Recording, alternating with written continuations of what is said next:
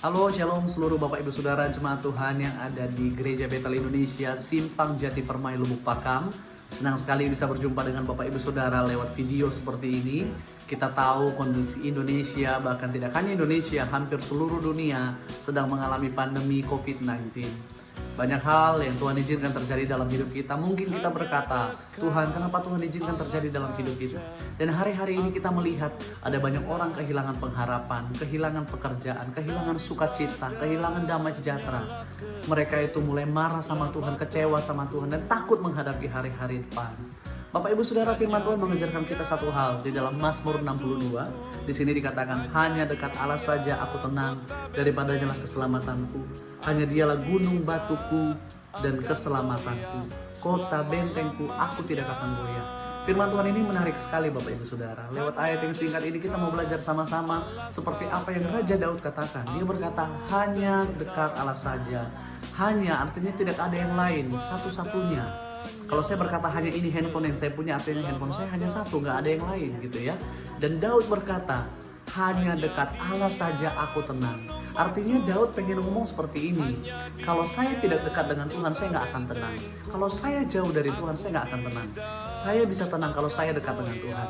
Menarik sekali Bapak Ibu Saudara, seorang Raja Daud yang punya kelebihan, punya segala sesuatu yang diinginkan. Bahkan sejarah Alkitab mencatat dia merupakan salah satu raja yang ditakuti oleh bangsa-bangsa waktu itu. Karena apa? Setiap kali Daud pergi berperang, Tuhan berikan kemenangan kepada dia. Jadi dia raja yang ditakuti, raja yang disegani. Dia punya panglima, dia punya pengawal, dia punya keamanan yang luar biasa, saudara. Tapi dalam segala sesuatu yang dia punya itu, dia tetap berkata hanya dekat Tuhan, hanya dekat Allah saja dia tenang. Dia tidak berkata hanya dekat hartaku, hanya dekat pekerjaanku, hanya dekat istanaku, hanya dekat panglimaku aku tenang. No, tapi dia berkata hanya dekat Tuhan saja aku tenang, daripadanya lah keselamatanku. Bapak Ibu Saudara, siapakah sumber ketenangan dalam hidup kita? Percayalah, ketenangan kita terima ketika kita dekat dengan Tuhan. Dekat dengan Tuhan berbicara apa? Memuji, menyembah Tuhan, memiliki hubungan dengan Tuhan, bangun hubungan pribadi dengan Tuhan setiap hari dalam hidup kita. Di masa pandemi ini, masa-masa yang menakutkan menurut manusia, tidak ada harapan di depan sana, saudara. Tapi percayalah, ketika kita punya Tuhan, ketika kita dekat sama Tuhan, kita punya pengharapan yang luar biasa. Dekatlah dengan sumbernya, yaitu Yesus Tuhan. Dia Tuhan yang setia, Tuhan yang tidak pernah meninggalkan kita. Masalahnya, apakah kita mau mendekat kepada Tuhan? Karena Tuhan dekat dengan setiap kita.